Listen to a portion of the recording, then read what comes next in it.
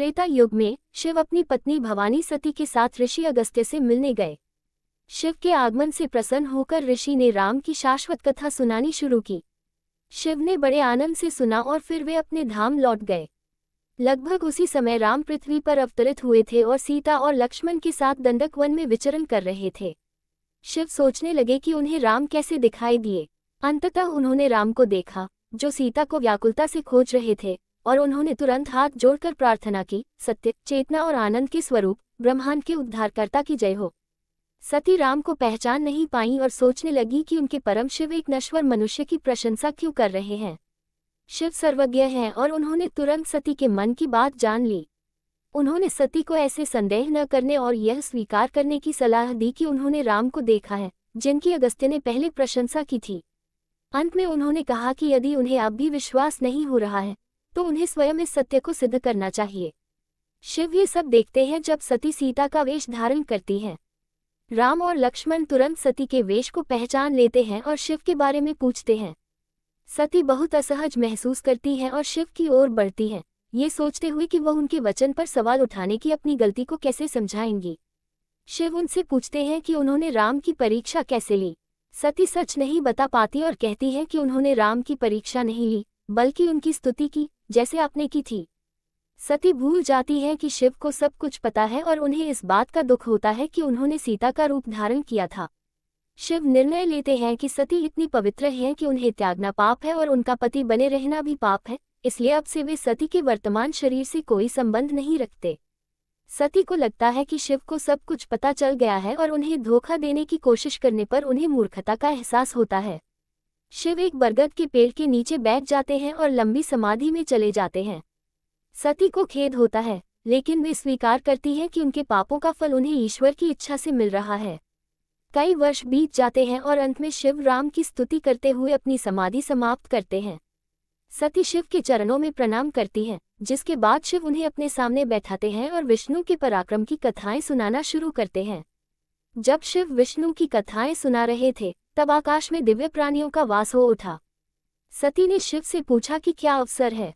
शिव ने बताया कि उनके पिता दक्ष ने एक महान यज्ञ का आयोजन किया है जिसमें कई देवताओं को आमंत्रित किया गया है।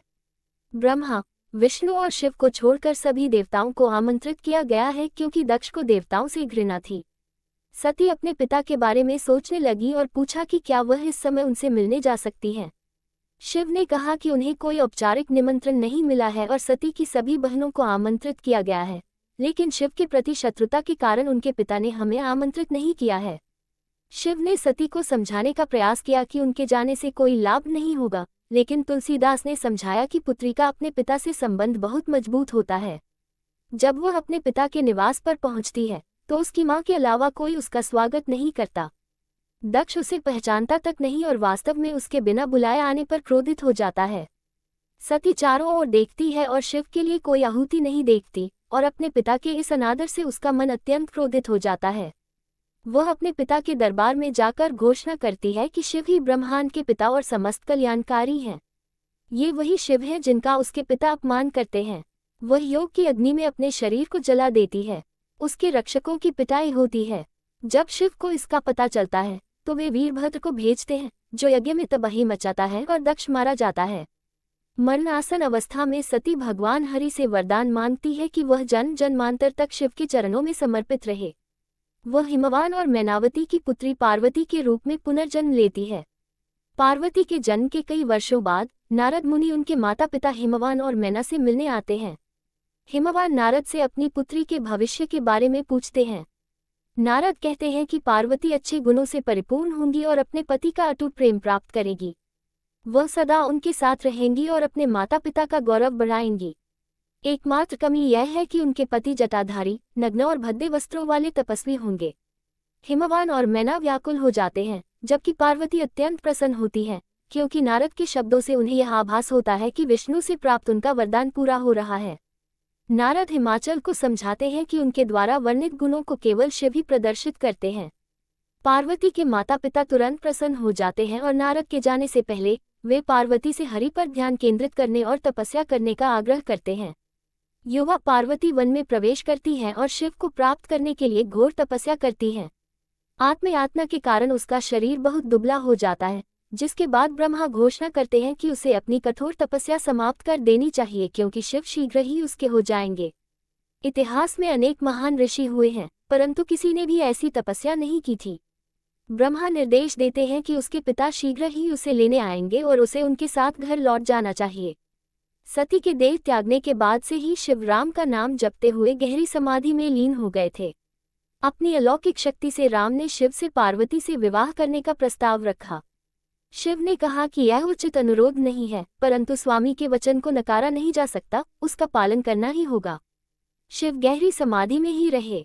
उसी समय राक्षस तारक आतंक मचा रहा था और पूरी शक्ति से उत्पात मचा रहा था। ब्रह्मा ने घोषणा की कि शिव का पुत्र तारक का वध करेगा, परंतु इसके लिए पार्वती से उनका विवाह होना आवश्यक था और इसके लिए शिव की समाधि भंग करनी पड़ी। ये निर्णय लिया गया कि प्रेम के देवता को शिव को जागृत करने के लिए भेजा जाए। उन्होंने शिव की छाती पर फूलों के 5 बाण चलाए, जिससे उनकी समाधि भंग हुई और शिव जागृत हो गए। शिव क्रोधित होकर अपनी तीसरी आंख से प्रेम को राख में बदल दिया। प्रेम की पत्नी रति अपने पति के वध की खबर सुनकर बेहोश हो गईं। असहाय स्त्री को देखकर शिव भविष्यवाणी करते हैं कि अब उसके पति को निराकार कहा जाएगा और वह बिना शरीर के ही सब पर शासन करेगा। जब कृष्ण पृथ्वी पर अवतरित होंगे तो उसका पति उनके पुत्र प्रद्युम्न के रूप में जन्म लेगा। इसके बाद ब्रह्मा और अन्य देवता शिव के पास आते हैं और अपनी आंखों से उनका विवाह देखना चाहते हैं। विष्णु के पूर्व अनुरोध को याद करके शिव सहर्ष सहमत हो जाते हैं और ब्रह्मा विवाह की व्यवस्था करने लगते हैं। शिव का कोई वास्तविक परिवार नहीं है, इसलिए उनके सेवक पार्वती से विवाह के लिए उन्हें सजाने संवारने लगते हैं। उनके बालों को मुकुट का रूप दिया जाता है, जिसके ऊपर सर्पों की कलगी बनी होती है। सर्पों से उनके कान की बालियां, कंगन और गले को सजाया जाता है। उन्हें राख से लेप किया जाता है और उनकी कमर पर शेर की खाल लपेटी जाती है। वे विवाह जुलूस के आगे चलते हैं और विष्णु, ब्रह्मा, साथ ही कई अन्य देवता, गंधर्व और दानव उनके पीछे पीछे चलते हैं। विवाह के बाद पार्वती और शिव कैलाश लौट आते हैं।